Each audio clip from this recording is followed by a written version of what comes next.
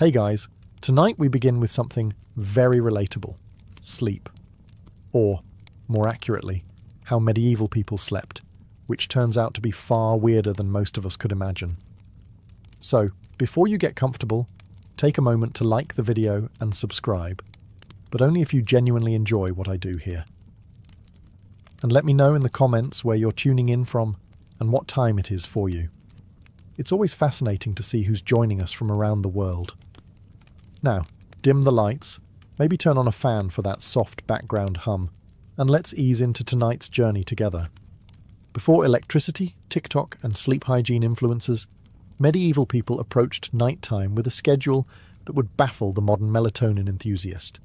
It was called segmented sleep, a natural two-part sleep cycle, split neatly in half like a stale medieval biscuit. The routine was simple. After sundown, most people turned in early, drifting off into what was known as first sleep. Then, after about 4 hours, they'd wake up, deliberately, and spend the next hour or two doing what can only be described as medieval midnight multitasking. This wasn't considered insomnia. It was just how sleep worked. The watch period between the two sleeps was seen as practical, useful, and occasionally, alarmingly social. People used this time to pray, read religious texts, tend fires, or check their livestock, because nothing ruins your REM cycle, like wondering if your goat is still in the yard. And yes, this was also considered the ideal time for intimacy. Medieval physicians and marriage manuals noted that the body was well rested and calm of mind during this period, which sounds like a polite way of saying too tired to argue. So if you ever thought you were romantic for waking up early to make your partner coffee, just know your ancestors were setting the bar very differently. The second sleep would follow this interlude, lasting until sunrise. Everyone from monks to farmers participated in this nightly rhythm. Even literary figures like Chaucer casually mentioned it, which means that, yes, even in medieval literature, people were writing about not sleeping properly. Oddly enough, modern science has suggested that segmented sleep might actually be more natural for humans. The two-sleep cycle aligns with how our circadian rhythms work in the absence of artificial light. So the next time you find yourself wide awake at 2 a.m., don't panic. Just whisper, "Ah, yes, the watch has begun," and go tend a symbolic fireplace.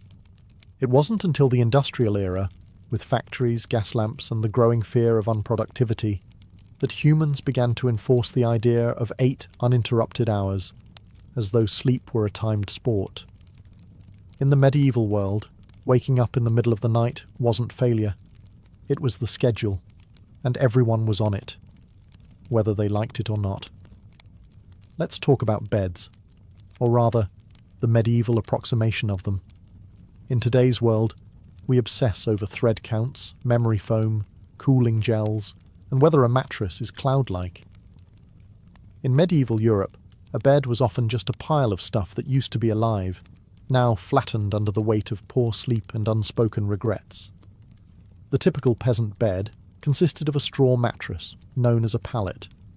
This was literally straw or hay stuffed into a sack of rough fabric, if they had the luxury of a sack. If not, it was just straw on the floor, possibly damp, possibly already claimed by a cat. These pallets were not comfortable, but they were better than nothing, which was the alternative. Straw was cheap, plentiful, and good at insulating against the cold. It was also great at harbouring insects, lice, and the occasional field mouse, which made sleeping an exercise in cautious stillness. If it itched, you ignored it. If it bit, you just shifted slightly and hoped for the best. If a family had a bit more money, or at least a functional back, they might elevate the straw mattress onto a wooden frame. This didn't change the sleep experience dramatically, but it did reduce the chances of waking up with beetles in your ear. Slightly. Linens were a rare treat. Most people slept in the clothes they wore all day. Pyjamas weren't really a thing, and neither was personal space. Whole families, children, parents, maybe a grandparent, all slept together in the same space, sometimes on the same straw pile. If you got too warm, you could always roll into your cousin's elbow. Nobles, of course, had proper beds. Large wooden frames, feather mattresses, embroidered sheets, and canopies to keep out the drafts and, hopefully, the lice.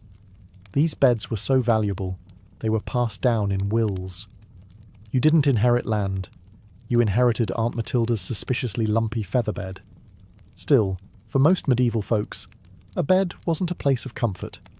It was a place to not freeze, to avoid the chickens, and maybe, just maybe, to dream of being rich enough to one day sleep on something that didn't squawk or rustle.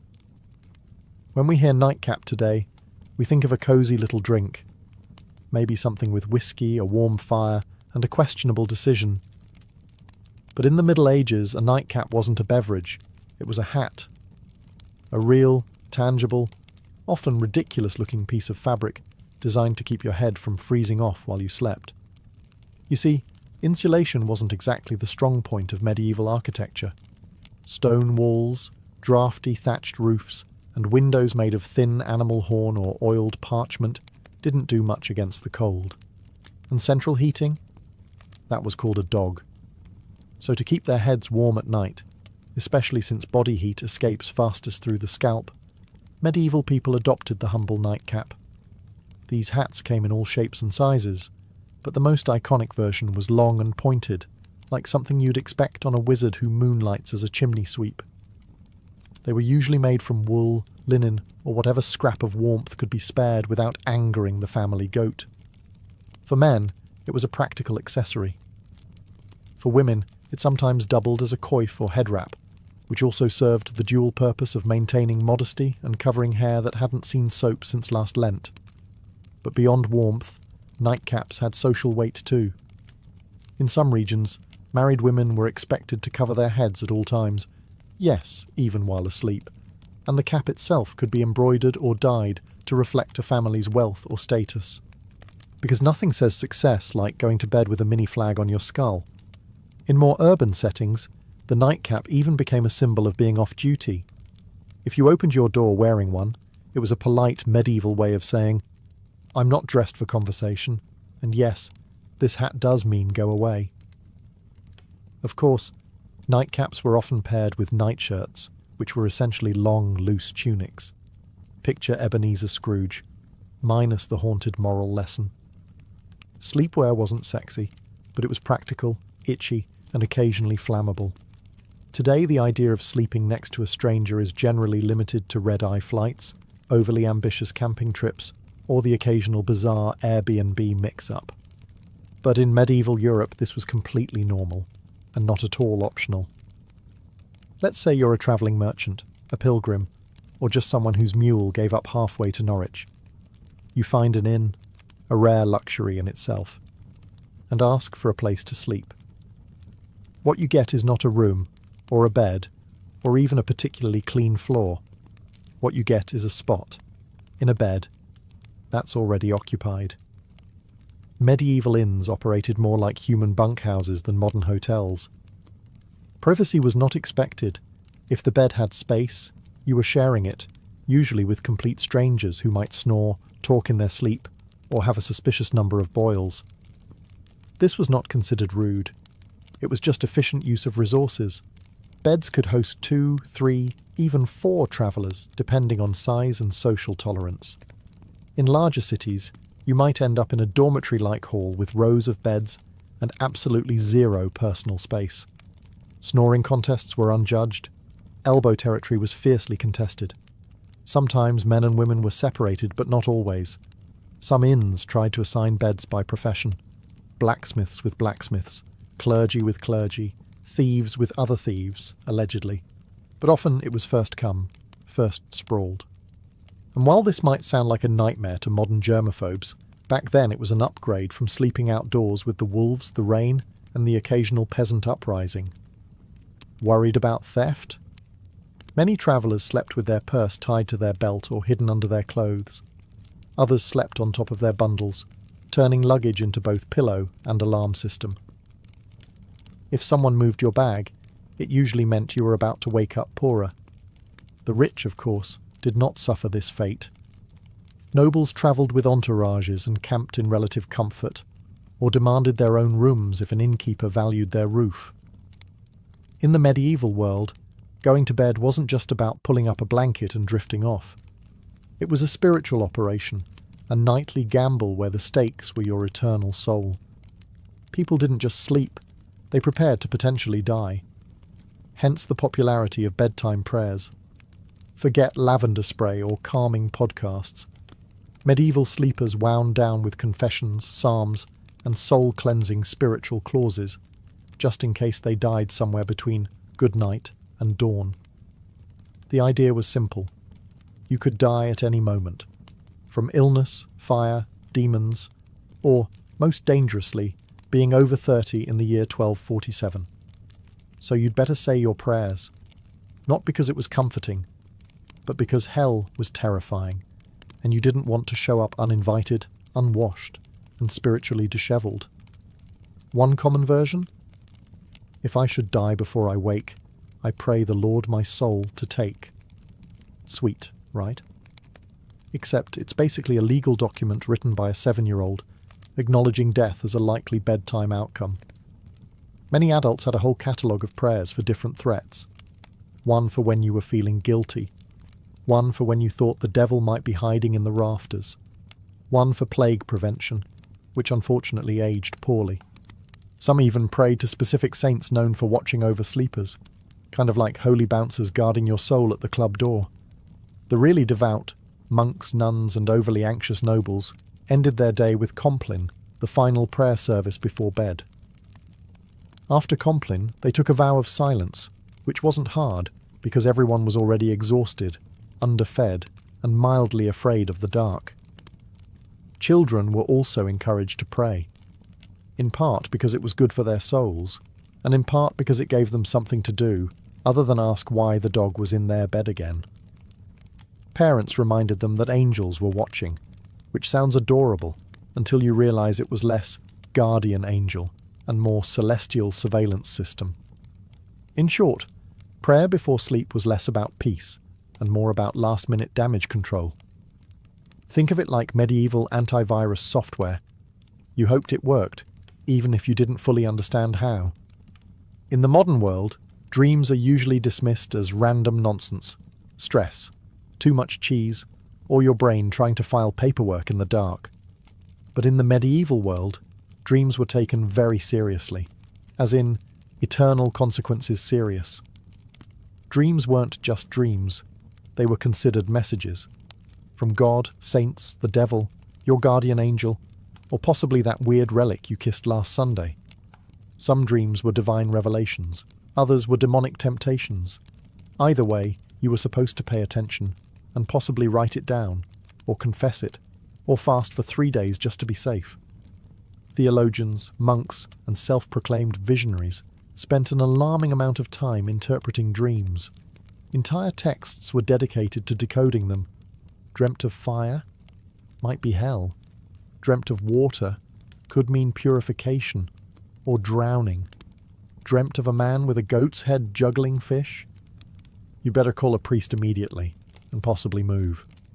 Medieval people believed that what happened in dreams mattered, because your soul was still active while you slept. This meant that your actions in a dream could reveal hidden sins or spiritual weaknesses. That mildly embarrassing dream about stealing a loaf of bread, that might be your subconscious confessing your guilt for real-world gluttony, or just hunger. But still, better to confess it anyway, just in case. Monks and nuns often recorded their dreams and shared them with spiritual superiors. Some were celebrated for having holy visions during sleep. Others were quietly told to eat fewer onions before bed. Of course, dreams weren't just spiritual puzzles. They also made excellent plot devices. Medieval literature is full of dream sequences where knights encounter angels, demons, or metaphorical creatures spouting poetry about virtue. Dreams were basically the Netflix of the medieval world, except with more allegory and fewer happy endings. The church, predictably, was suspicious. Not all dreams were divine, and some were believed to be planted by demons to corrupt the innocent. If you dreamt of something unwholesome, It could mean your soul was under attack, or that you just slept too close to the fireplace fumes again. In modern times, some people let their pets sleep in the bed. It's a cosy, if occasionally smelly, arrangement. In the Middle Ages, however, sharing a bed with an animal wasn't a quirky personal choice. It was a heating strategy. Let's start with the basics. Medieval homes weren't exactly built for comfort. Stone walls, no insulation, drafts so aggressive they probably had names. Central heating, that was called the family pig. In peasant homes, it wasn't unusual for humans and livestock to sleep in the same room, sometimes the same bed, and very often the same pile of straw. Chickens wandered freely, dogs curled up at your feet, pigs snorted softly beside the hearth. And if you were lucky, none of them bit you during the night. This wasn't about affection, though medieval people certainly appreciated their animals. It was about survival. Animals generated body heat.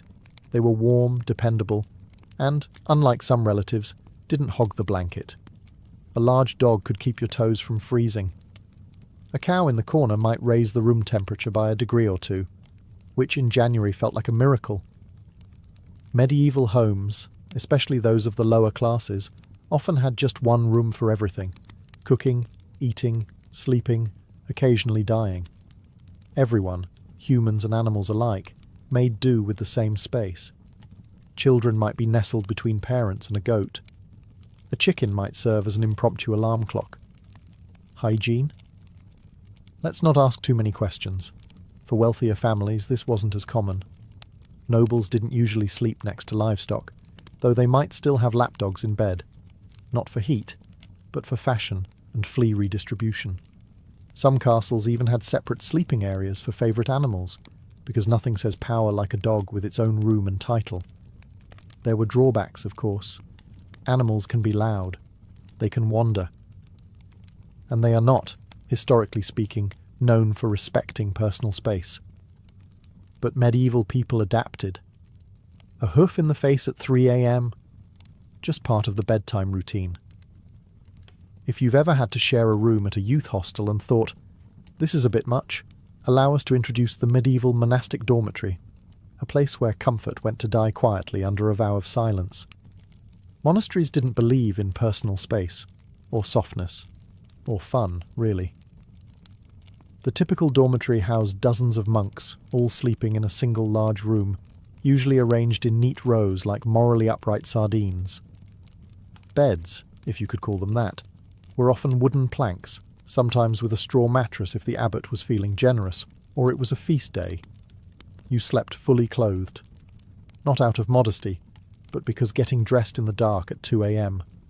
for prayers was more painful than just going to bed already prepared.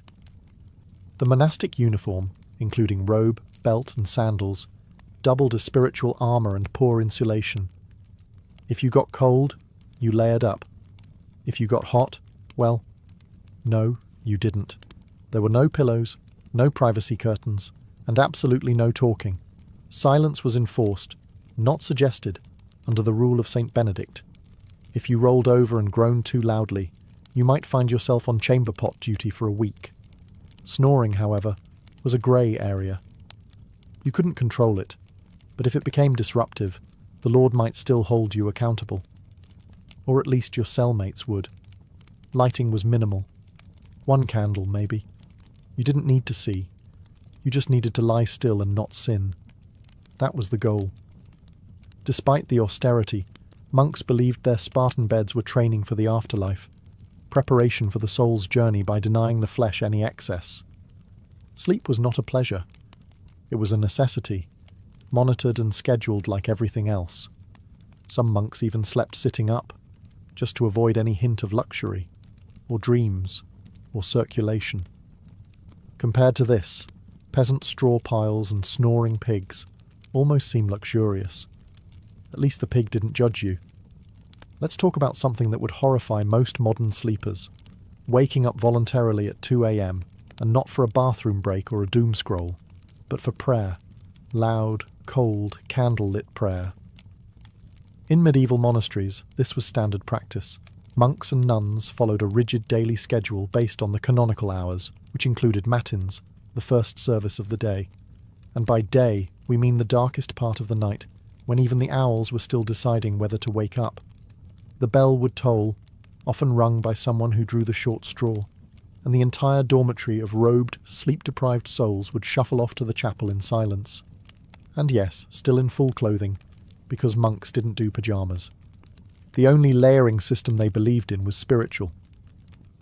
Inside the chapel, by flickering candlelight and under the echo of stone vaults, they would chant psalms, recite scriptures, and try their best not to fall asleep on their feet. Which, incidentally, was a real issue. There are records of monks being punished for dozing mid-prayer, usually with extra chores or more prayers. You fell asleep in matins? Congratulations, you now get to lead the next one. Matins could last an hour or more. Some particularly enthusiastic orders stretched it to 2. Imagine trying to stay spiritually engaged while your stomach reminds you that dinner was a bowl of lentils and a moral lesson, and your body is actively shutting down.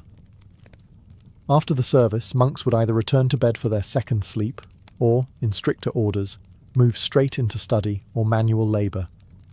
Because nothing says holy discipline like threshing wheat on 4 hours of fragmented rest. Why so early? The idea was to sacrifice comfort and dedicate the first and quietest part of the night to God, uninterrupted by the temptations of daylight, warmth, or REM cycles. It was a powerful symbol of devotion.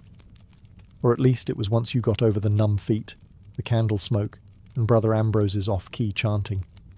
In the modern world, sleeping alone is often framed as a luxury, a sign of independence, peace, or just an ability to control the blanket. In the medieval world, though, sleeping alone was considered suspicious, impractical, or just downright unsafe. Let's start with the basics. Warmth. Beds, as we've established, weren't exactly toasty. Stone walls and open chimneys didn't do much to trap heat, and central heating was still several plagues away. So people shared beds for body heat, not out of intimacy, but out of basic thermal desperation. Children slept with siblings, parents, and sometimes the neighbour's kid if they were visiting. It was like a sleepover, but nobody asked if you wanted to be there. But beyond warmth, there was a spiritual reason for sleeping in groups. Many people believed the night was when the devil worked overtime. Alone in the dark, your soul might be vulnerable to temptation, or worse, possession. Having others nearby created a kind of moral buffer zone. If something went wrong, at least someone would witness it, or catch the demon first. For children, being alone at night was practically unthinkable. Not just for comfort, but because ghosts, fairies, and wandering spirits were all part of the nightly landscape. Tales warned against solitary sleep as a gateway to mischief and spiritual peril. And unlike today's bedtime stories, these tales didn't end in hugs. They ended in disappearances. Even married couples often shared their beds with children, servants, or random guests. Privacy was not a concept so much as a modern myth. In fact, the idea of 2 people sleeping alone in a giant bed was so foreign that it would have been considered either wasteful or deeply, deeply suspicious. In religious contexts, even monks often slept communally, and if someone was assigned to sleep alone, it was often for disciplinary reasons. Yes, in some cases, being alone in bed was literally a punishment. Medieval logic, solitary sleep, grass opportunity for sin. Group sleep, public accountability. Next time you're curled up in your own bed, with your own blanket, in a room that doesn't smell like goat, enjoy the silence. In medieval times, you'd probably have 2 kids, a sheepdog, and a cousin in there with you, all of them snoring. If you've ever accidentally fallen asleep sitting up, in a lecture, a carriage, or a dentist's waiting room, you probably woke up with a crick in your neck and a deep sense of regret.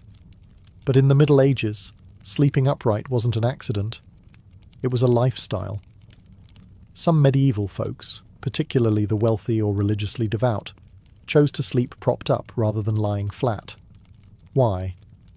A few reasons, none of them particularly restful. First, there was a medical belief that lying flat was bad for digestion, the lungs, or the general balance of the bodily humours. In a world where doctors thought a sneeze could rearrange your soul, this logic made perfect sense. Upright sleeping, they believed, helped avoid congestion of the brain, which sounds ominous, but mostly meant don't drown in your own phlegm. Second, there were spiritual concerns. Lying flat was considered too close to the posture of the dead. You didn't want to confuse God, or worse, attract attention from the angel of death by sleeping in the same position used at funerals. Superstitious?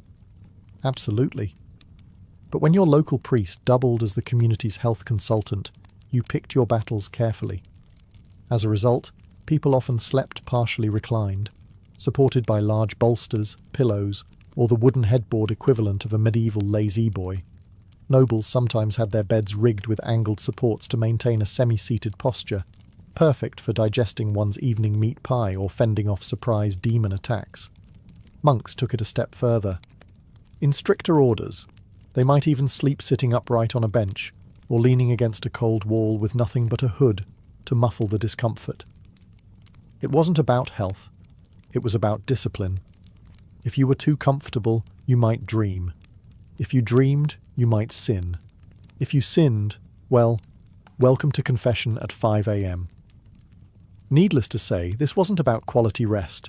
It was about virtue, discomfort, and mildly confusing theology.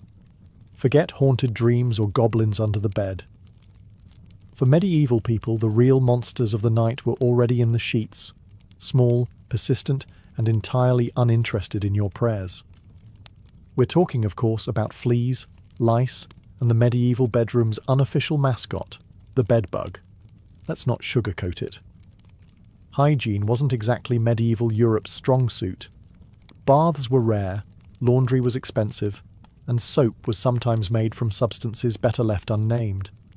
Add that to straw-filled mattresses, shared bedding, and the occasional live chicken underfoot, and you've got the perfect environment for an all-you-can-eat pest buffet. Fleas and lice were so common they were practically roommates. Peasants dealt with them daily. Nobles, despite their satin sheets and feather beds, were not exempt. In fact, some richer households had dedicated nitpickers, actual servants tasked with removing lice from their employers' hair and clothing. Imagine that as your job title. Master of the Royal Scalp. Bedbugs, meanwhile, were the silent assassins of medieval sleep. They hid in wooden bed frames, mattress seams, and even the cracks in stone walls, emerging at night to feast like tiny vampires. If you ever wondered why medieval people wore nightcaps and slept fully clothed, it wasn't always about warmth. Sometimes it was pest defense armor. Solutions ranged from mildly effective to impressively deranged.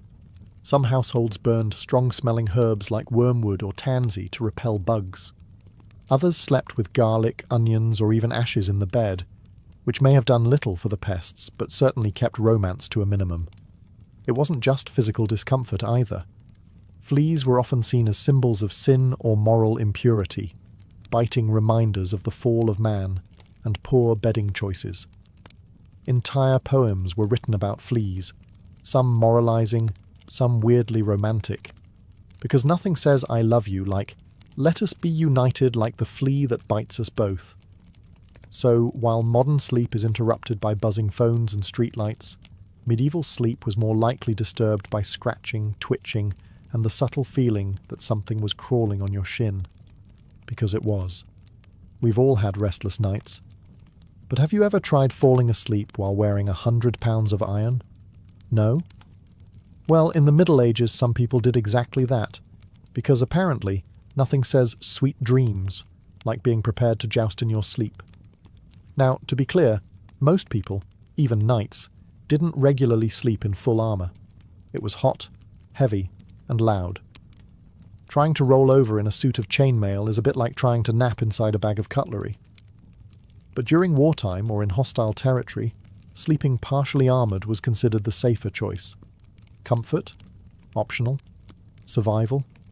Highly recommended. A knight on campaign might remove only his helmet and gauntlets, keeping his mail shirt or breastplate on, just in case enemies decided to stage a midnight surprise party. There's nothing quite like waking up to the sound of hooves and having to suit up while still half dreaming about turnips. In castles under siege, men-at-arms might even sleep with swords or axes at their side, like some very aggressive bedtime security blankets. Shields doubled as pillows, and if the enemy breached the walls, well, at least you wouldn't have to get dressed. Priorities. Of course, sleeping in armour wasn't exactly restorative. Iron isn't breathable, and chainmail has a bad habit of pinching skin. Add cold stone floors, minimal bedding, and the ambient sounds of snoring comrades and crackling torches, and you've got a sleep environment that ranks somewhere below airport terminal on the comfort scale. Even those not in battle sometimes wore light protective gear while sleeping in dangerous regions. Travelling merchants or guards on watch duty might nap in gambesons, thick quilted jackets that offered a bit of protection and slightly more padding than the moral support of prayer alone. And lest we forget, armour wasn't exactly subtle. If you rolled over the wrong way, you might clank so loudly that everyone else woke up and assumed the apocalypse had arrived. Again, in a time when nightly demons, lice infestations, and pigs in your bed weren't considered unusual, you might think that sleepwalking was just one more medieval inconvenience. But oh no, it was much more dramatic than that. In the Middle Ages, if you started wandering around in your sleep, people didn't chalk it up to stress or exhaustion. They assumed you were possessed, bewitched, or had unfinished business with the Holy Roman Empire. Sleepwalking, or noctambulation if you wanted to impress the local monk, was poorly understood and often feared.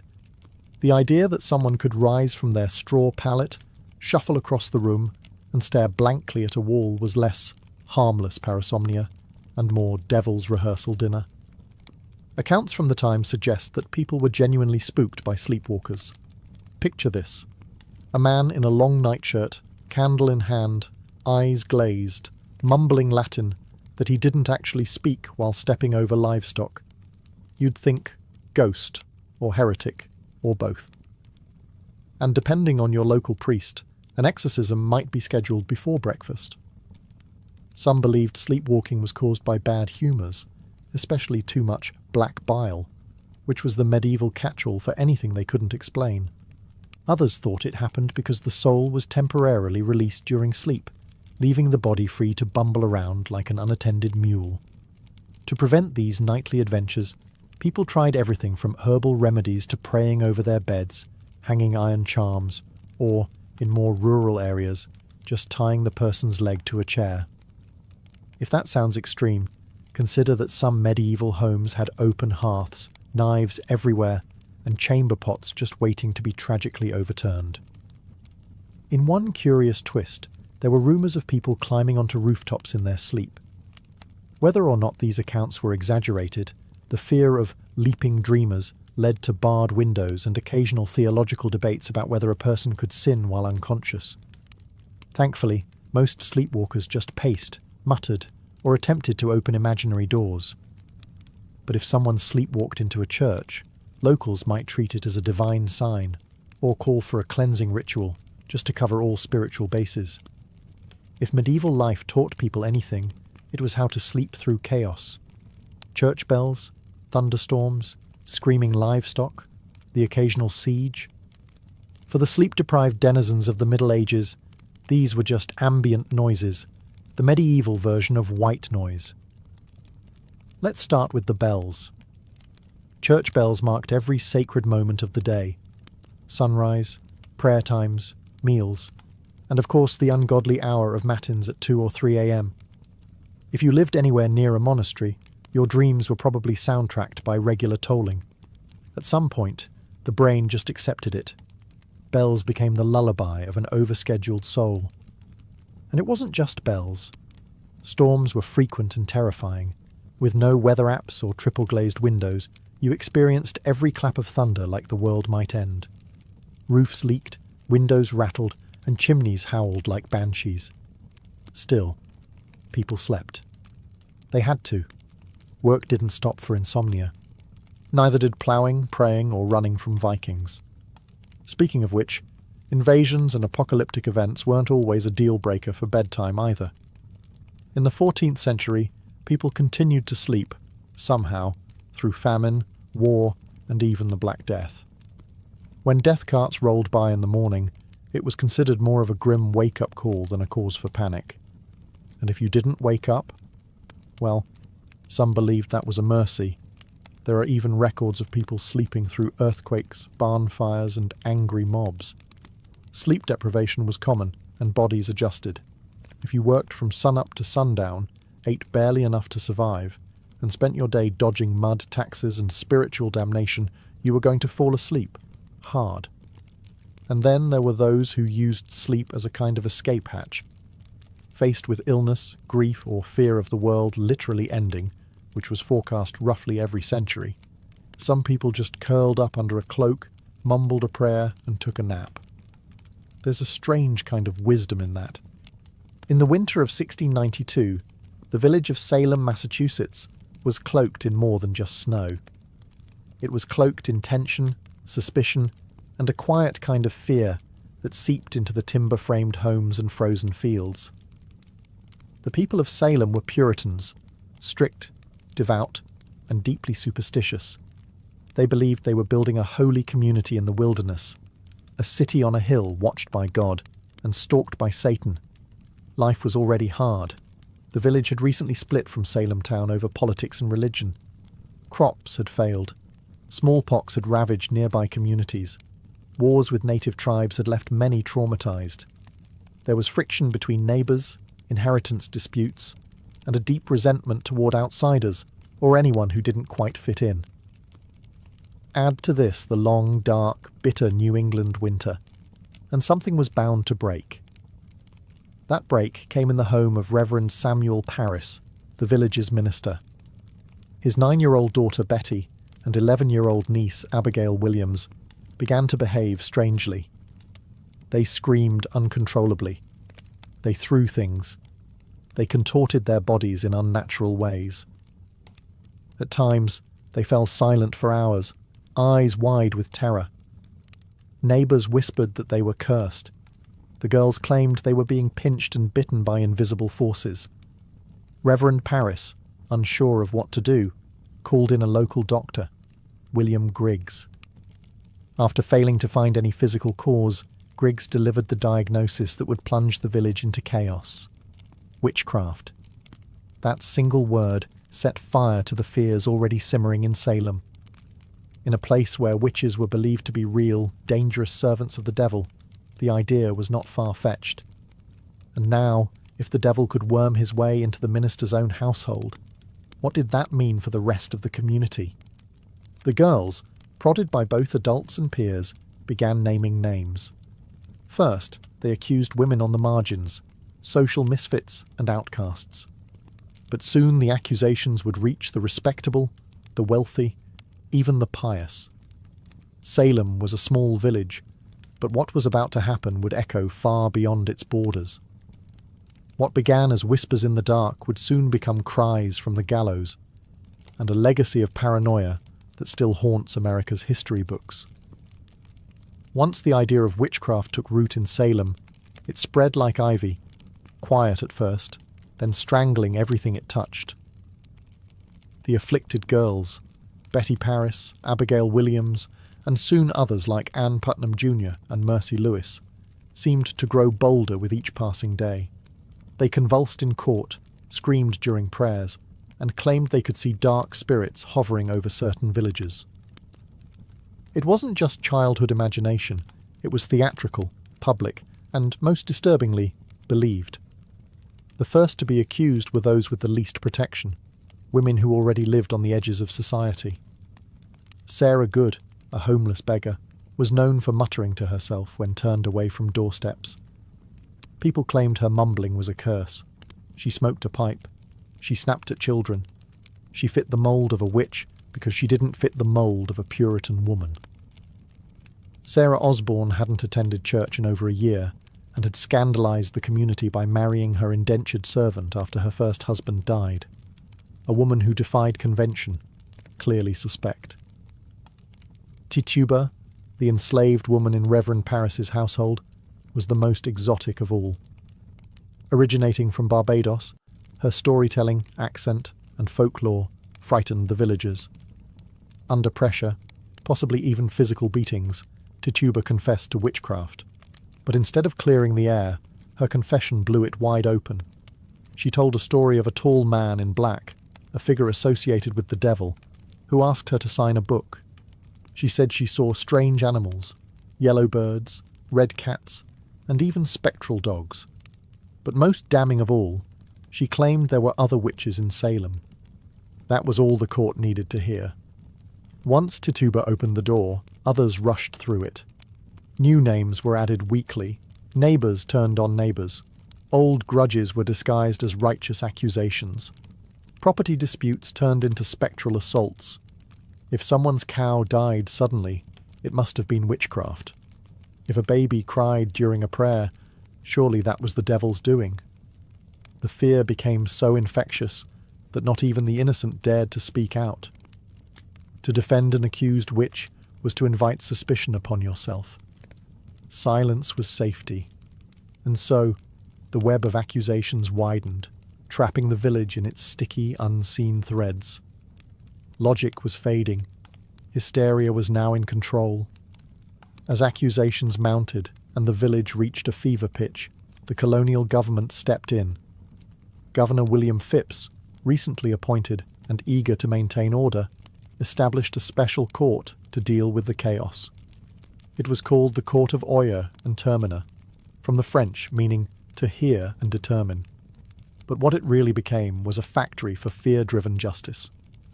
The court convened in Salem town in June of 1692, and it was no ordinary tribunal. Its rules were warped by panic. Instead of requiring hard evidence or reliable witnesses, it allowed something far more dangerous: spectral evidence. Spectral evidence was testimony that a spirit or spectre of the accused had afflicted the victim. In other words, if a person claimed to have seen your ghost-like form in a dream choking them, that was admissible in court. Never mind that the accused could be asleep at church or miles away. It was their spirit doing the devil's work. You couldn't cross-examine a dream. And worse, you couldn't disprove it. Children were now treated as star witnesses. Their seizures, screams, and gasps in court became more theatrical by the day. One girl, Mary Walcott, would fall into fits the moment a suspected witch entered the room. If a prisoner looked at her, she shrieked. If they didn't look at her, she shrieked louder. The performances were mesmerizing. And the judges, including the influential Judge Samuel Sewall and Chief Justice William Stoughton, accepted it all. Defense lawyers? There were none. The concept didn't exist in colonial trials. If you were accused, you stood alone. If you denied the charges, the afflicted girls writhed in agony. If you confessed, you might be spared death, but only if you named others. The system rewarded lies and punished silence. Worse still, the trials became public spectacles. People travelled from nearby towns to witness them. The accused were paraded into court in shackles, often bewildered, often poor, and almost always powerless. And yet, not everyone believed. Some townsfolk whispered that the girls were faking. Others questioned why only certain types of people were being accused. But few spoke openly. Questioning the court meant questioning the will of God. In Salem, reason had stepped aside, and the law had become a mirror, reflecting fear, not justice. On June 10, 1692, the gallows in Salem claimed its first victim, Bridget Bishop. She was not new to scandal. Her reputation made her an easy target. She wore bright red clothing, ran a tavern, and had been accused of witchcraft years earlier. During her trial, neighbours testified that her spirit pinched them in the night, that their babies died after she passed by, and that she kept enchanted dolls. She denied everything. Still, the court found her guilty. She was led to Gallows Hill, a barren, wind-swept patch of earth just outside Salem. No prayer, no mercy.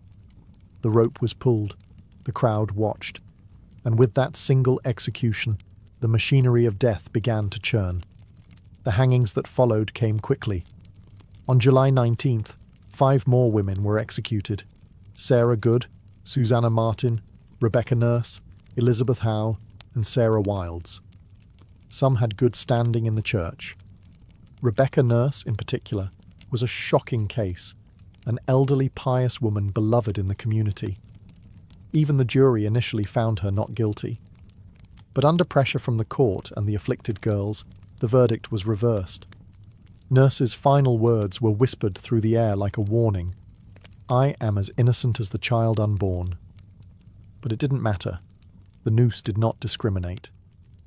In August, more executions followed. On September 22nd, the deadliest day, 8 people were hanged in a single morning. Among them was Martha Corey, a woman who had doubted the trials early on, and her husband Giles Corey, who met a different fate. Giles refused to enter a plea.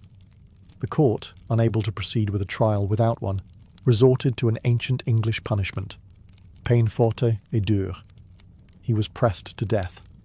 Stones were piled on his chest, slowly, cruelly, over 3 days. His final words, as legend has it, were "more weight."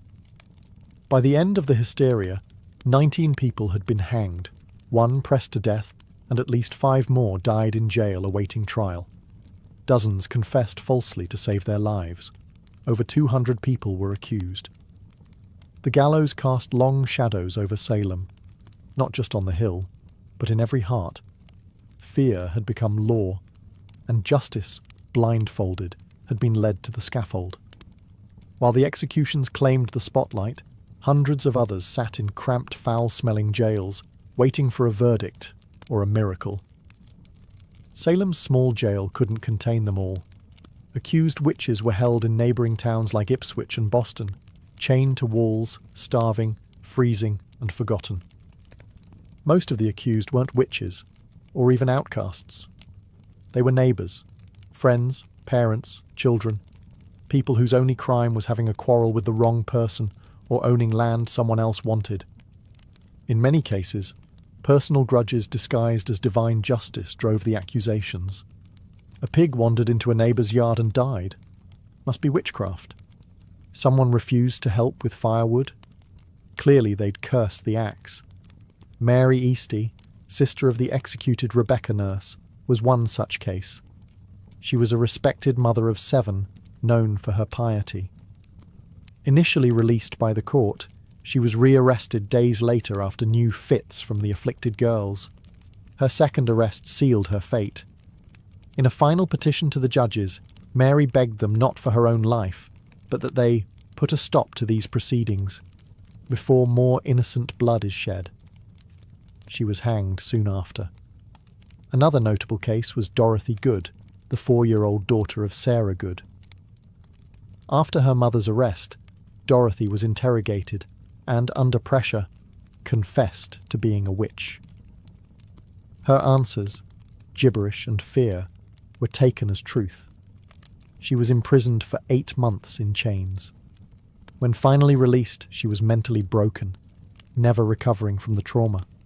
Pregnant women were not spared. Elizabeth Proctor, whose husband John Proctor would later hang, was found guilty and sentenced to die. But because she was pregnant, her execution was delayed. It likely saved her life. She gave birth in jail and was eventually released after the trials ended. Accusations snowballed. Some accused confessed in desperation to avoid death, then named others to shift suspicion away from themselves. Entire families were pulled into the spiral. Fathers, wives, daughters, no one was beyond reach. Meanwhile, the jails swelled beyond capacity. Food was scarce, disease spread. Some died awaiting trial, lost in the legal limbo of paranoia. And still, new names were added each week. In Salem, it no longer mattered who you were, only who was willing to say your name. By the fall of 1692, the spell of hysteria began to crack, not because the court came to its senses, but because reality forced its way back in.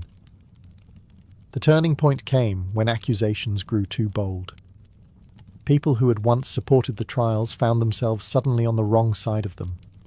Reverend George Burroughs, a former Salem minister, was arrested and charged with being the ringleader of the witches. He was well-educated, well-spoken, and had previously clashed with influential families in the village. That was enough. But on the day of his execution, Burroughs did something shocking.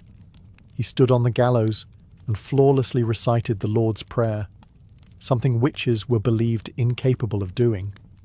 The crowd fell silent. Some wept. Even hardened observers were shaken. But the execution went on. That moment planted a seed of doubt. Then came the accusation of Mary Phipps, the wife of Governor William Phipps. Suddenly, the hysteria had reached the top of the colony's social ladder. Phipps, already unnerved by growing criticism and chaos, finally took action. In October 1692, he dissolved the court of WEiRD and Termina, halting all pending executions and trials. Public sentiment had shifted. Ministers, once silent or complicit, began to speak out. Increase Mather, one of the colony's most respected theologians, denounced the use of spectral evidence. "It were better," he said, "that 10 suspected witches should escape, than one innocent person should be condemned." A radical thought in a society that had, for months, believed exactly the opposite. People who had once cheered the trials began to question them. The jails were still full, but the appetite for more blood had dulled. Too many respected figures were being accused. Too many innocent people had been buried. The villagers had begun to see that this wasn't divine justice. It was madness. Confessions dried up. Some accusers backtracked. Others disappeared from public view. And those who had previously shouted the loudest now lowered their eyes. The fear hadn't disappeared, but it had exhausted itself. The public wanted stability. The officials wanted to save face. And Salem, bruised and ashamed, was finally ready to wake from its nightmare. The storm was breaking. But the damage, it had already been done. By late 1692, the judicial system that had fueled the hysteria began to collapse under the weight of its own absurdity. With the court of WEiRD and Termina disbanded in October, a new, more cautious court, the Superior Court of Judicature, was formed in early 1693. This time, things were different. Spectral evidence was no longer allowed, and the judges were noticeably more sceptical of the accuser's wild claims. The result? The convictions slowed dramatically. Many accused witches were acquitted outright. Of the 56 cases brought before the new court, the majority were released. Even those who had already confessed began to recant their testimonies, admitting that fear, torture, or pressure had forced them to lie. The dramatic performances of the afflicted girls lost their persuasive power. The most prominent case in the unravelling of the trials was that of Reverend Samuel Willard, a respected minister who came under suspicion. While he was never formally charged, the fact that such a high-ranking devout man could be suspected highlighted how arbitrary and corrupt the process had become. The court, once ferocious, was now cautious. They began quietly releasing those still in jail. First, those with little evidence against them, and eventually even those who had confessed to witchcraft under duress. Meanwhile, families of the executed began to demand justice. John Proctor's children petitioned for the return of his property. Rebecca Nurse's family launched a campaign to clear her name. In time, community shame replaced community fear. Church congregations fractured. Friendships were severed. The very fabric of Salem's social order had been shredded. Governor Phipps, realizing the colony's growing international embarrassment, pardoned the remaining prisoners in 1693. But even freedom came at a cost. Many families had to pay for their own jail fees before being released. Imagine losing your home, your health, and nearly your life, only to be handed a bill for the privilege of surviving. By the end of the ordeal, 19 people had been hanged, 1 pressed to death, 5 died in jail, and over 200 had been accused. The court didn't just collapse, it imploded, leaving behind a crater of guilt, grief, and disbelief. The trials had ended, but the healing had not even begun. Salem was a village forever altered by the people it had lost, the justice it had abandoned, and the mirror it was now forced to look into. The gallows were silent. The jails had emptied. But Salem was far from peaceful. The town wasn't haunted by ghosts, but by guilt.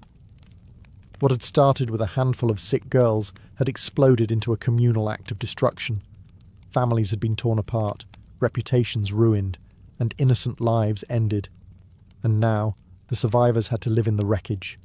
Neighbours could no longer look each other in the eye. The same people who once prayed together had testified against one another. Some of the afflicted girls quietly left town. Others faded from the public eye. A few, like Anne Putnam Jr., would later express remorse. In 1706 she stood before her congregation and publicly apologised for her role in the trials, blaming delusion by Satan. But for many, the damage was beyond words. The court officials, too, carried their burden. Judge Samuel Sewall, one of the most prominent figures in the trials, was one of the few to admit wrongdoing. In a remarkable act of public penance, he stood during a church service in 1697, while a minister read out his confession and prayer for forgiveness. It was a rare moment of accountability in a time when most tried to forget. But forgetting wasn't easy. The families of the condemned began demanding compensation. Over the years, petitions flooded the Massachusetts government, asking for official pardons, for returned property, for public acknowledgement that the executed were innocent. Slowly the government responded. In 1711, the colony passed a bill restoring the rights and good names of some of the victims, and offered limited financial restitution to their heirs. But even that wasn't comprehensive. Some families, like the Coreys and the Proctors, were left out entirely. Whispers of witchcraft never quite left New England. But in Salem, the shame became part of the town's identity. The village eventually changed its name to Danvers, perhaps to distance itself from its infamous past. Gallows Hill was never officially marked, as if the town hoped to bury not just the dead, but the memory of what had happened. But the memory persisted, in sermons, in stories, in the silence between former friends. Salem had not been cursed by witches. It had been cursed by fear, by pride, and by unchecked power. And that curse would linger long after the executions stopped. The Salem witch trials ended more than 3 centuries ago, but their legacy continues to echo, not just in textbooks and historical tours, but in how we understand justice, fear, and the fragility of truth. What happened in 1692 wasn't simply a strange episode of mass hysteria. It was a breakdown of logic, compassion, and legal integrity in the face of panic. Ordinary people, farmers, midwives, ministers, became executioners, simply by believing too easily and questioning too little. The courts, meant to protect the innocent, became tools of oppression. Religion was weaponized. Testimony became theatre, and silence became guilt. One of the most chilling aspects of Salem's tragedy is how quickly it unfolded. In a matter of months, fear overcame fact. Old grudges disguised as spiritual warfare became death sentences. It didn't take demons or devils, it only took belief in them. But the trials also taught hard-earned lessons that would ripple through American society. In the years and centuries that followed, the Salem episode would be cited repeatedly in debates about due process and civil liberties. The US Constitution, written nearly a century later, would explicitly prohibit things like ex post facto laws and bills of attainder, measures that had, in effect, doomed the accused in Salem. The guarantee of a right to legal counsel, the right to face your accusers, and the requirement for concrete evidence were hard-won principles forged, in part, from the ashes of Gallows Hill. In modern times, the phrase witch hunt has become shorthand for political persecution or moral panic, though it's often used with little regard for the real terror those words represent. In truth, Salem was not a metaphor. It was a town where people were hanged for imaginary crimes, betrayed by the very systems designed to protect them. Perhaps the most lasting lesson is this: fear unchecked can become its own form of tyranny. And when fear is legitimized by power, by courts, by churches, by governments, it becomes almost unstoppable. The Salem witch trials are a cautionary tale, not just of one village's descent into madness, but of how easily reason can fall when fear is given authority. The gallows may be gone, the courtroom's quiet, but the warning still stands. Truth is fragile, justice is not automatic, and history has a habit of repeating itself, unless we remember. Fulvia was born around 83 BCE into the elite yet slightly eccentric Fulvi family, an old plebeian house that had long since clawed its way into the upper echelons of Roman politics. Though not one of the oldest patrician clans, the Fulvi had produced consuls, generals, and orators. Their bloodline carried both ambition and a taste for disruption. Fulvia's father, Marcus Fulvius Bambalio, was known more for his bumbling speech than his political legacy.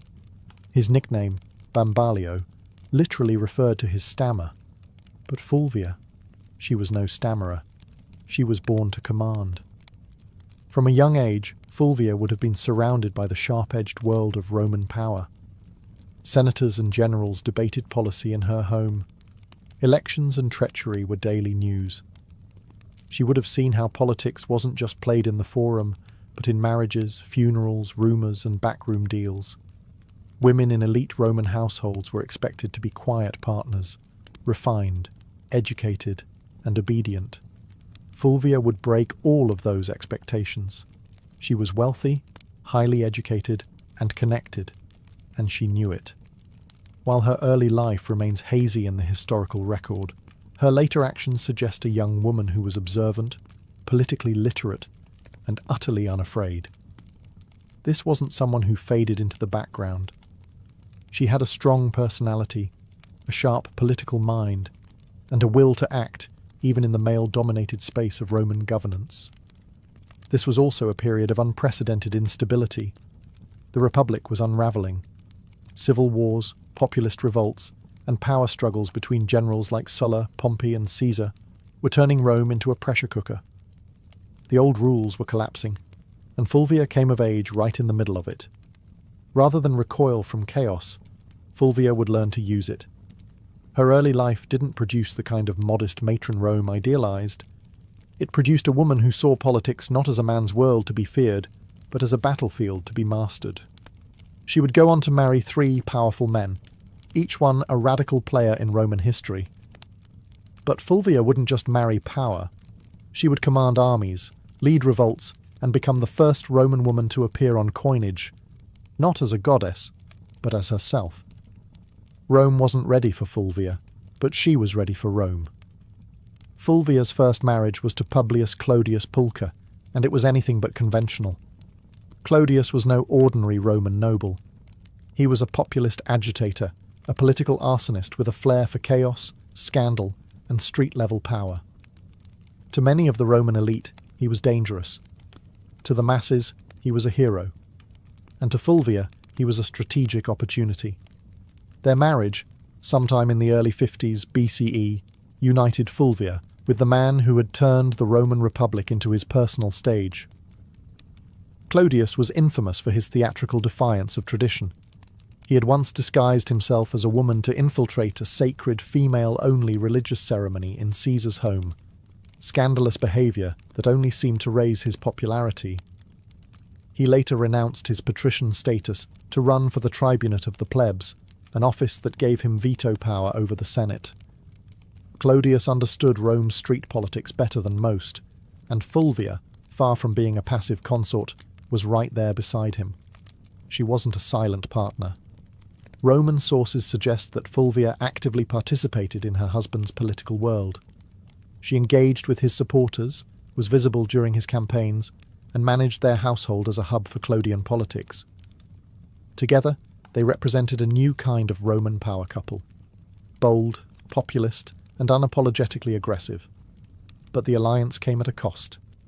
In 52 BCE, Clodius was murdered on the Appian Way by the bodyguards of his political rival, Titus Annius Milo.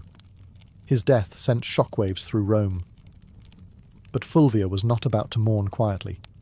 She staged a political funeral that historians still talk about today.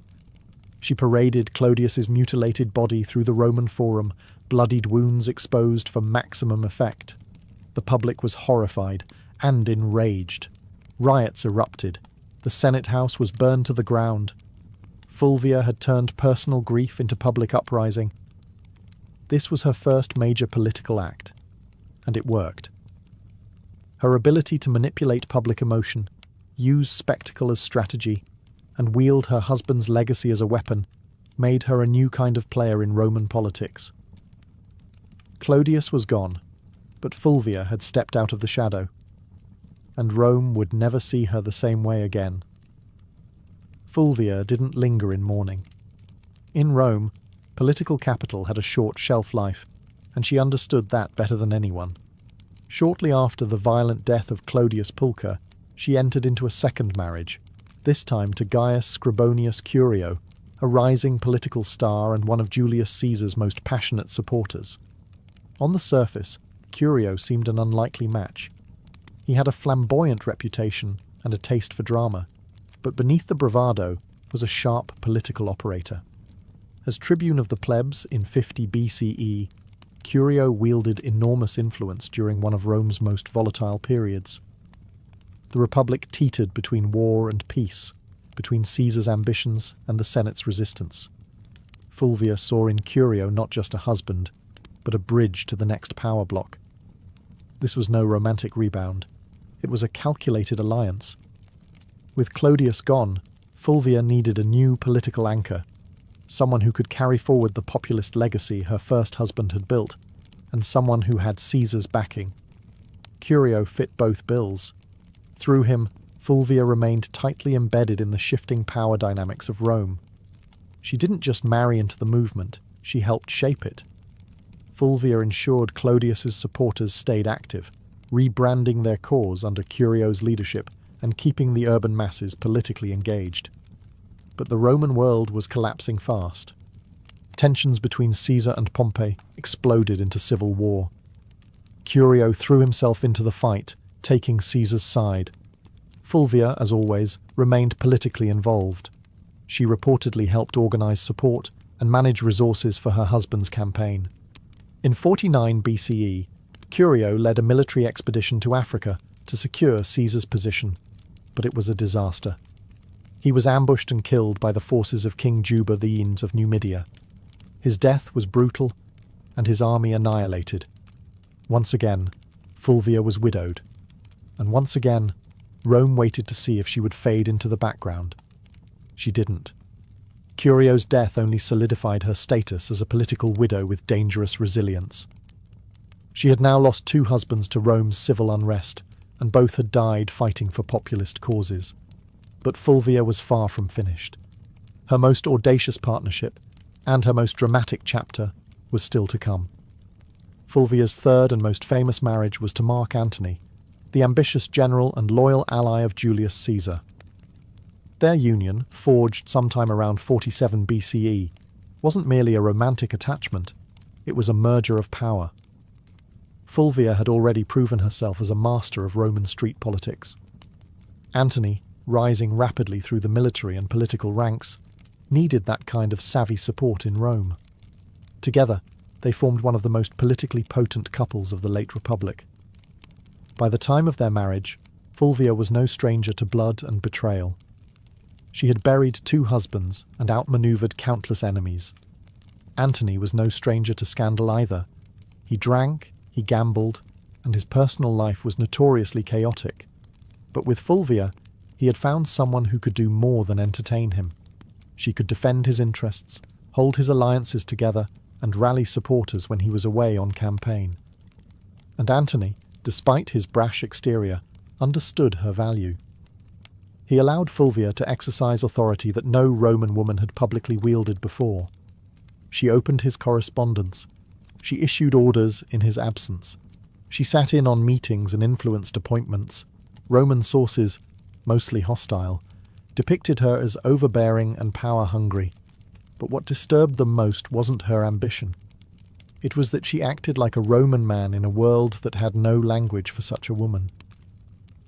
After Caesar's assassination in 44 BCE, the Republic was plunged into chaos once more.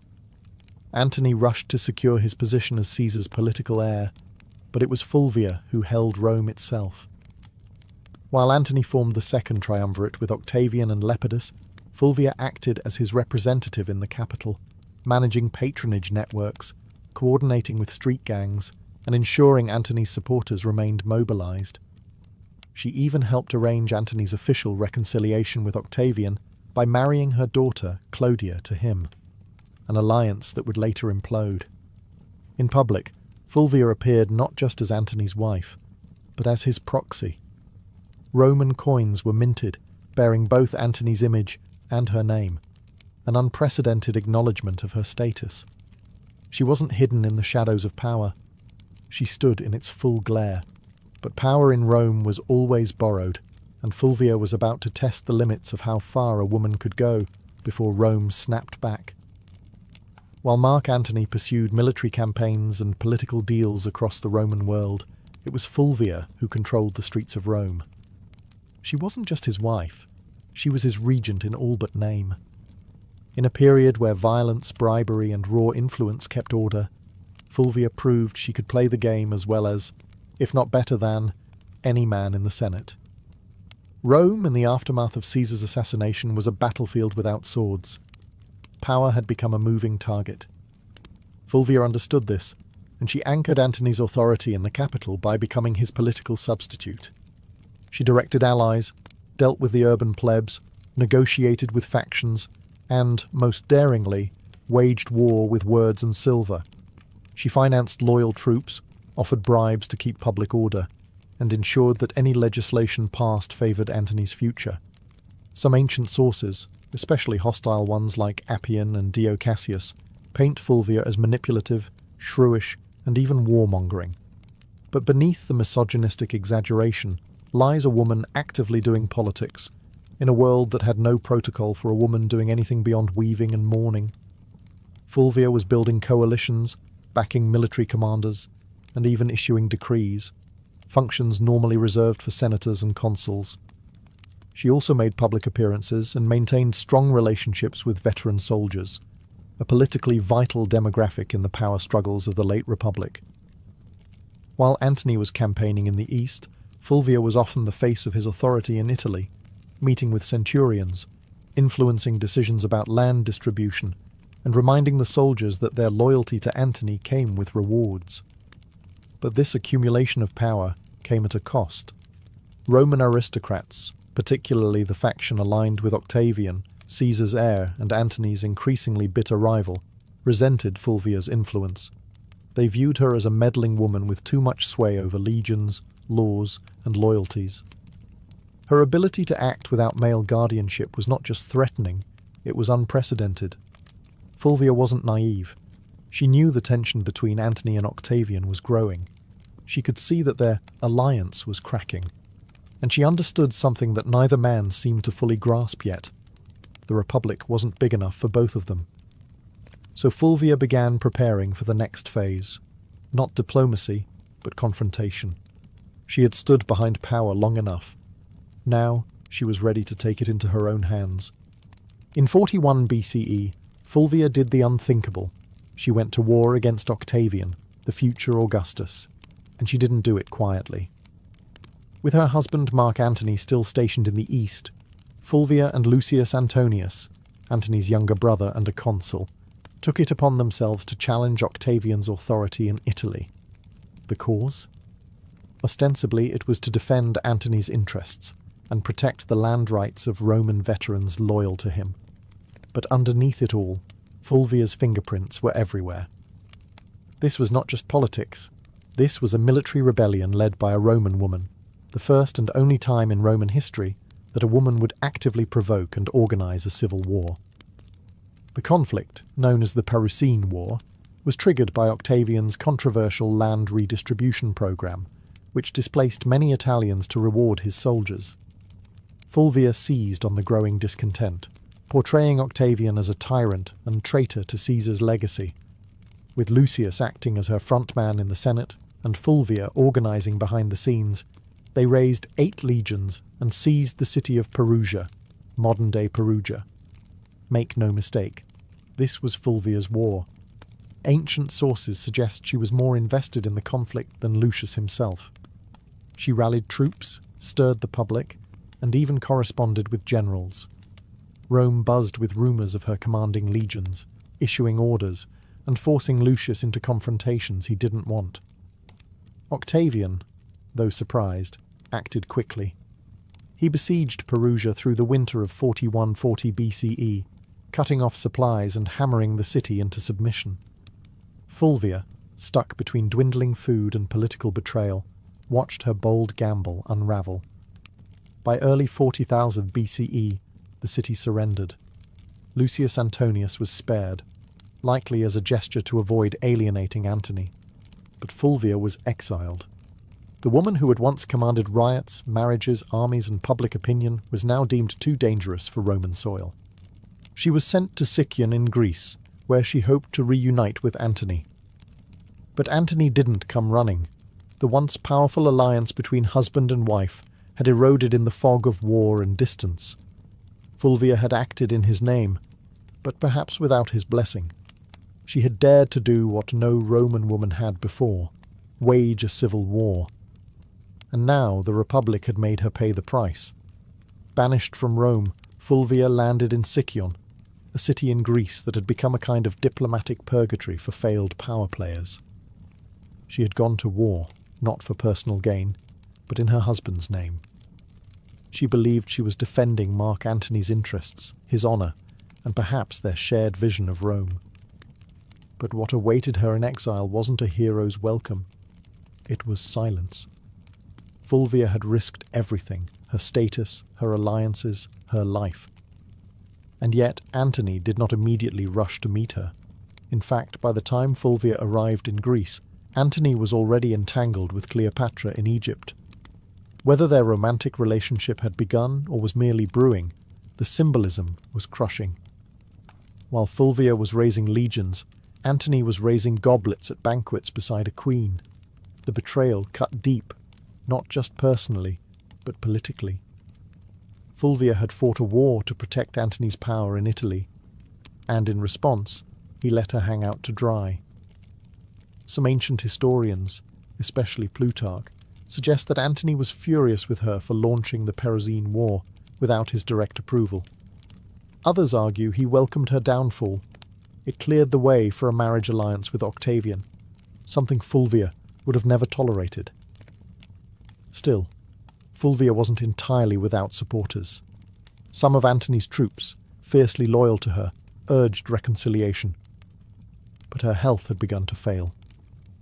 After enduring siege, exile, and betrayal, Fulvia died in Sicyon in 40 BCE, possibly from illness, stress, or heartbreak, or all three.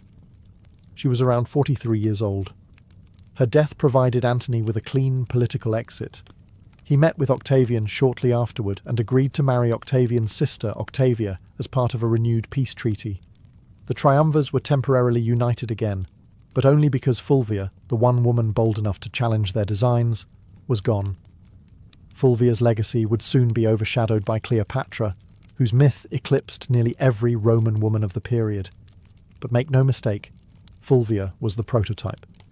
She didn't wield power from behind a curtain. She marched into it, stood at the centre, and dared to command armies in a world that treated women as furniture. Rome didn't know what to do with her, so it erased her. But the ashes of her rebellion would linger, and her story was far from ordinary. After Fulvia's death in 40 BCE, the men she had once manoeuvred, Antony, Octavian, and even her former allies, began the quiet work of rewriting her legacy. She couldn't defend herself, so the narrative was shaped by her enemies and the uneasy survivors of her ambition. And like so many powerful women in history, Fulvia became a scapegoat. Ancient sources, mostly penned by men with vested interests, painted her as the reason for the Perusian War, the rift between Antony and Octavian, and even the general disorder of the Republic. Appian, Dio Cassius, and Plutarch depict her as overbearing, jealous, and driven by a lust for power. They blamed her for dragging Lucius Antonius into conflict, for antagonizing Octavian, and even for Antony's eventual estrangement from Rome. But were these accusations fair? Hardly. Fulvia had operated within a political climate where violence and manipulation were expected, at least if you were a man. She was no more ambitious than Caesar, no more aggressive than Pompey, and far less ruthless than Octavian would eventually prove to be. Her only true deviation was that she was a woman acting like a Roman man, and Rome didn't know how to digest that. She wasn't cloistered in the home, weaving quietly or serving as a political ornament. She was writing letters to generals, organising street mobs and commanding loyalty from troops. And that made her dangerous, not just to Octavian, but to history itself. Even Mark Antony, the man whose legacy she had fought to preserve, conveniently blamed Fulvia for the civil strife. After reconciling with Octavian and marrying his sister, Antony used Fulvia's death as a diplomatic cleansing. Her memory became the price of his political survival. There were no monuments raised in her honour, no grand funeral, no mourning speeches in the Senate. Just silence. Yet her enemies couldn't erase her entirely. Fulvia had done too much. She had raised armies, steered elections, negotiated alliances, and fought a civil war. She was the first Roman woman whose name appeared on coinage, not as a deity or metaphor, but as a political agent. The damage to her reputation was deliberate, but so was her presence in the historical record. Despite every attempt to bury her behind caricature and slander, Fulvia refused to vanish. Her defiance still echoes. You just have to listen past the men. Fulvia's story ends in silence, but her legacy is anything but quiet. In the centuries that followed her death, historians and writers struggled to place her in Rome's grand narrative, because Fulvia broke every rule of what a Roman woman was supposed to be.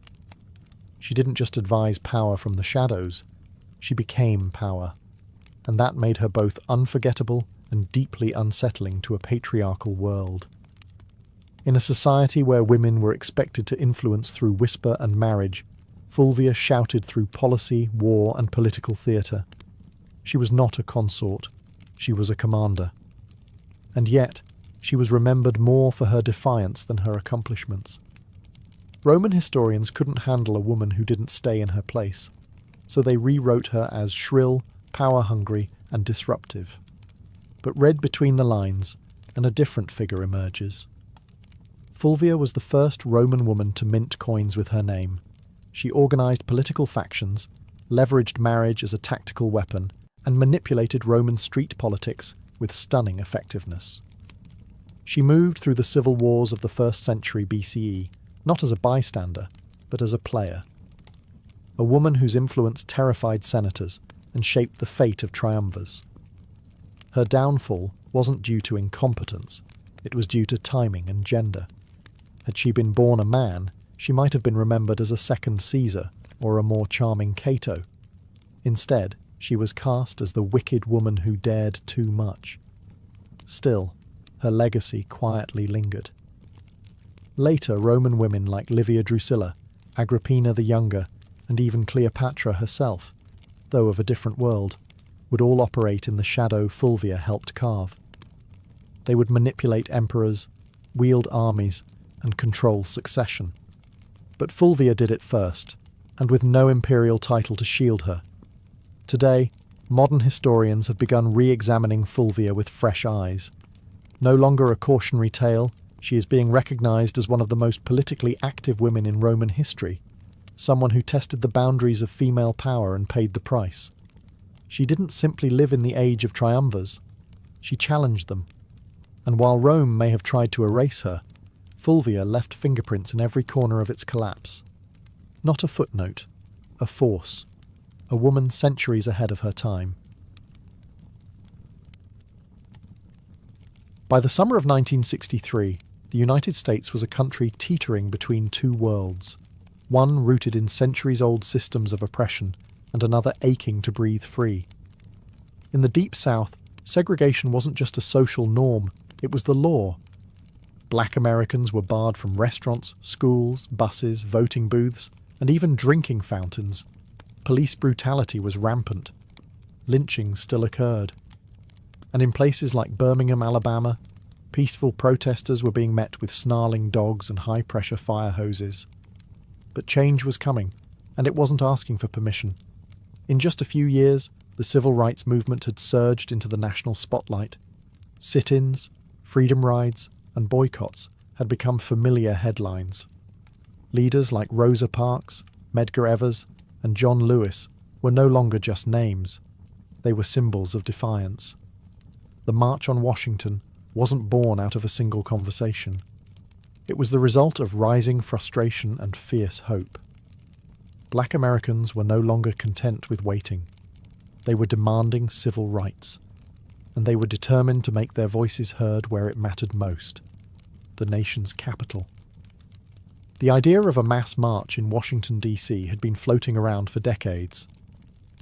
A. Philip Randolph, a labor organizer and longtime civil rights advocate, had originally proposed the concept in the 1940s. Back then, it was meant to pressure the Roosevelt administration to desegregate the defense industry. That protest was called off after Roosevelt caved and signed an executive order. But now, in 1963, the stakes were even higher. Randolph, along with other civil rights leaders, including Bayard Rustin and Dr. Martin Luther King Jr., revived the vision. And this time, they weren't just marching for jobs. They were marching for dignity, for voting rights, for school desegregation, for equal pay, and most importantly, for the basic human right to live free of fear. Over a dozen major civil rights organizations came together to plan it, despite their many disagreements, because they understood the power of a unified front. The countdown had begun. Buses were being organized, flyers were spreading. Word of mouth was moving faster than newspapers, and across the country, Black Americans were preparing for what would become one of the most unforgettable moments in American history. The dream was taking shape, one footstep at a time. Pulling off a protest of any kind in Washington, D.C. was no small feat, but planning one for over 100,000 people, possibly more, was madness. Logistically, it sounded like a nightmare. Food, water, transportation, sound systems, bathrooms, medical teams, permits, crowd control, safety plans. And yet, somehow, they made it happen. At the centre of this controlled chaos stood Bayard Rustin, a man who, despite being openly gay and often kept behind the scenes for political reasons, was a master strategist. Rustin had once studied non-violence directly under Mahatma Gandhi's followers in India. He had marched, been jailed, beaten, and surveilled by the FBI. But nothing fazed him. He saw the March on Washington as a chance to show the world what disciplined, non-violent protest could achieve when coordinated with military precision. In just 8 weeks, Rustin and his team transformed the idea into a reality. The march was officially called the March on Washington for Jobs and Freedom, and it was deliberately framed to include both racial justice and economic opportunity. That dual message was no accident. While Dr. King would later become the spiritual symbol of the day, it was Randolph and Rustin who made sure the demands were just as much about unemployment, minimum wage, and workers' rights as they were about civil rights. Meanwhile, tensions simmered beneath the surface. President John F. Kennedy and his administration were nervous, deeply nervous. They feared riots, backlash, or worse, bloodshed.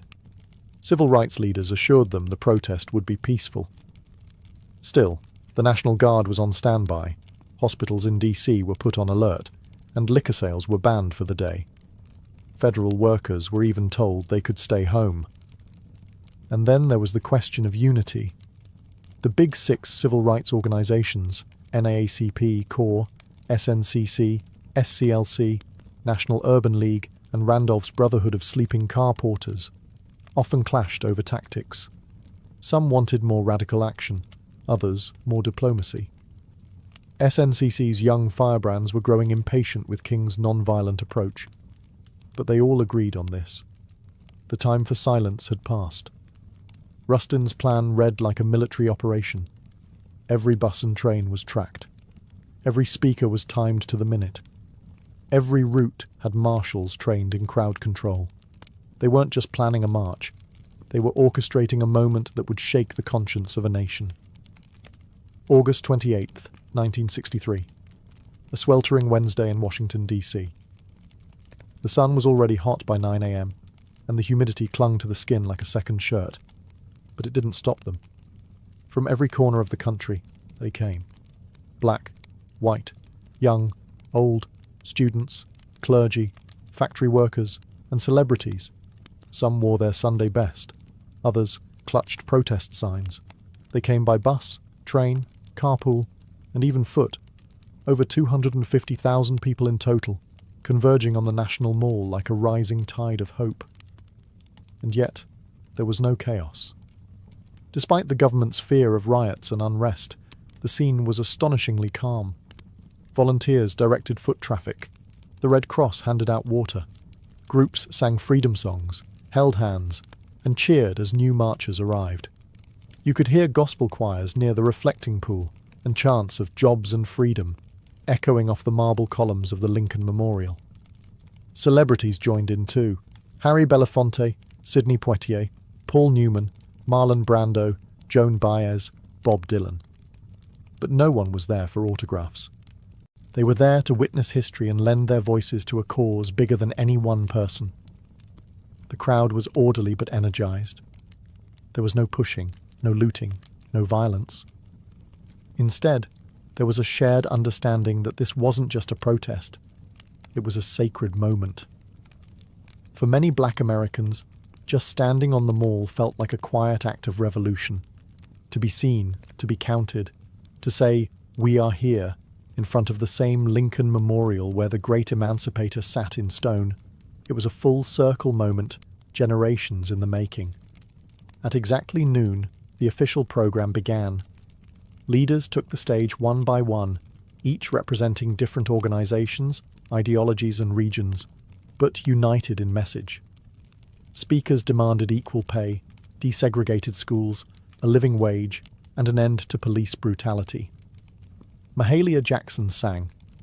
Marian Anderson, who had once been banned from singing at Constitution Hall because of her race, now sang for thousands beneath the open sky. As the hours passed, the tension grew, not from unrest, but from anticipation. The man everyone was waiting for had not yet spoken, and when he did, the world would stop, listen, and remember. The march wasn't just making history. It was becoming legend, minute by minute. By mid-afternoon, the crowd had grown quiet. Not because they were tired, but because they knew what was coming. Standing in the shade of the Lincoln Memorial, Dr. Martin Luther King Jr. approached the podium. He wore a dark suit, a neatly tied tie, and an expression of deep calm that barely concealed the fire building inside him. He carried prepared remarks, typed and written collaboratively with his advisors the night before. But what the world would remember wasn't what had been typed. It was what came from his heart. He began with measured intensity, outlining the grim realities of segregation, police violence, and broken promises. 100 years later, he said, referring to the Emancipation Proclamation, the Negro is still not free.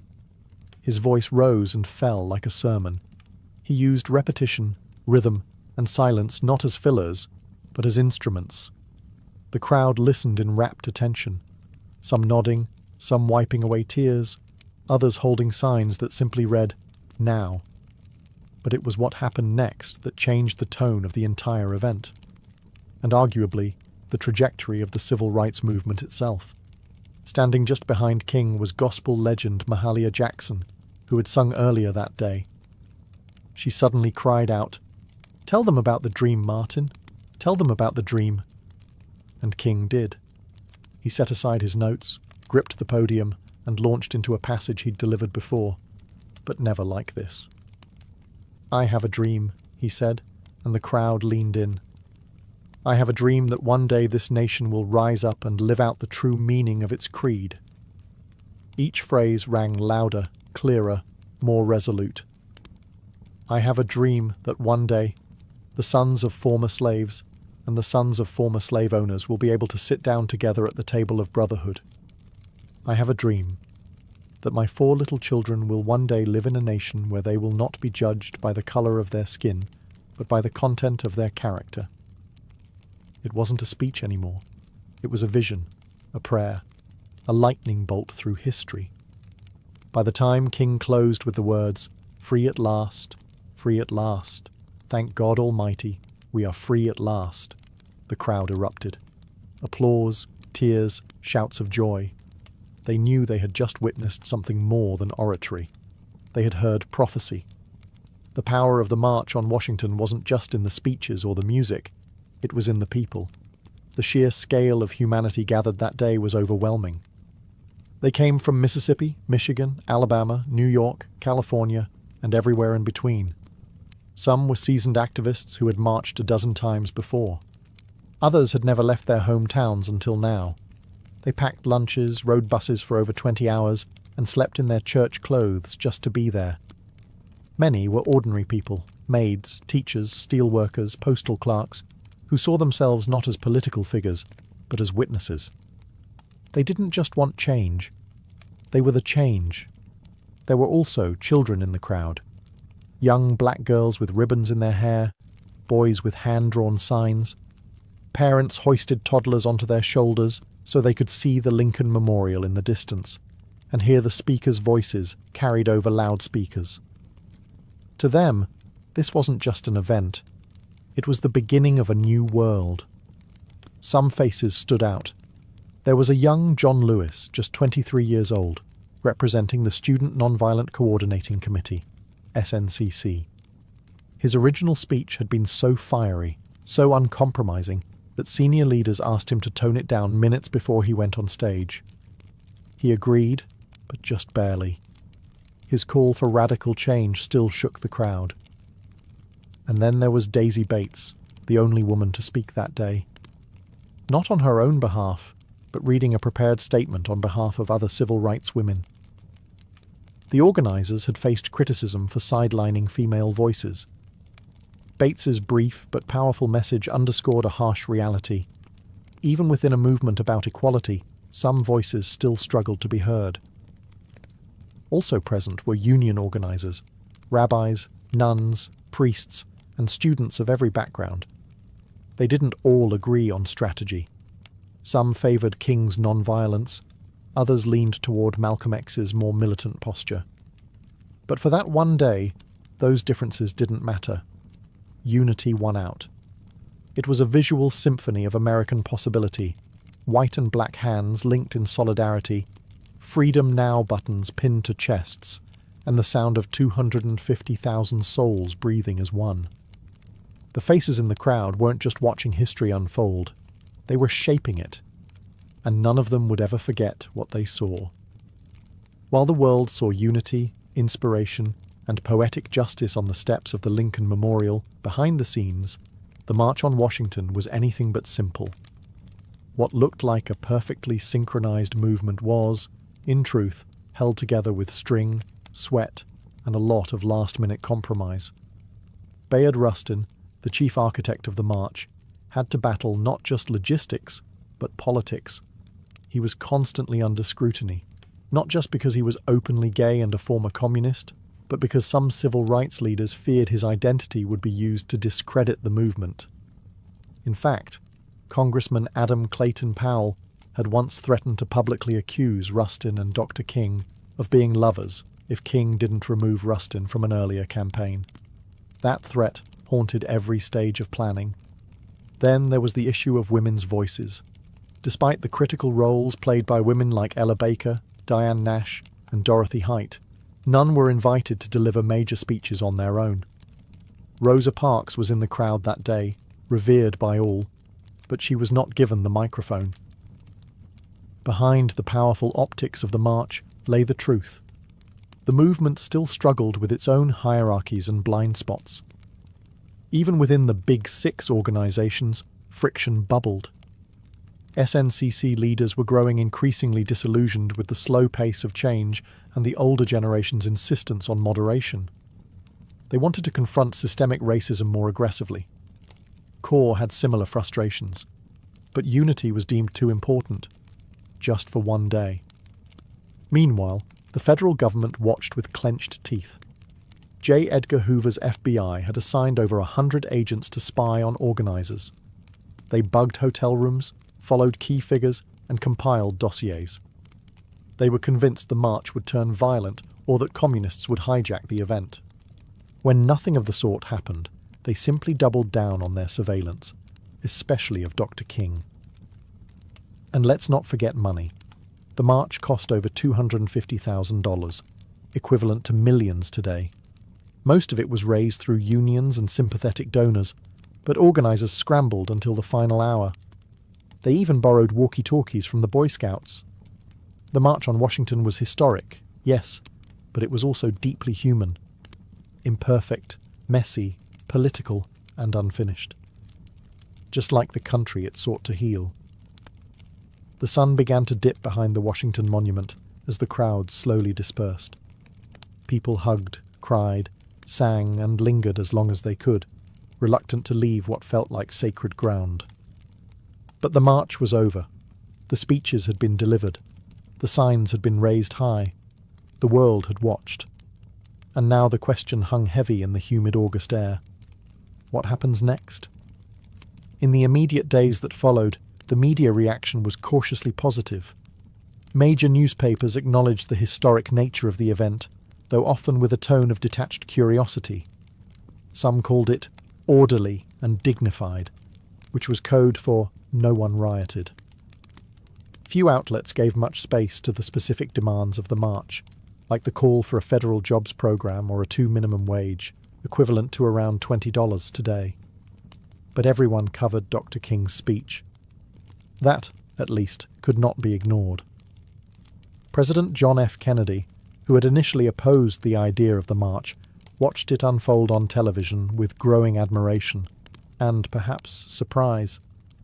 He called the event impressive and met with civil rights leaders at the White House immediately afterward. But legislative movement remained slow. His proposed Civil Rights Act was still stalled in Congress, caught in the claws of Southern opposition. Some activists were disappointed. They had hoped the march would result in immediate action. Instead, it was back to the grind, organizing, marching, resisting, and mourning those who paid the price for justice. Just weeks later, that reality hit hard. On September 15, 1963, 4 black girls were killed in the 16th Street Baptist Church bombing in Birmingham. The dream had been voiced, yes, but the nightmare wasn't over. Still, something had changed. The March on Washington marked a new phase in the civil rights movement. It proved that mass protest could be disciplined, powerful, and impossible to ignore. It brought together a coalition broader than ever before. Labor unions, faith leaders, celebrities, students, and working-class Americans, all in one place, united by justice. And most of all, it gave the movement a voice. A dream.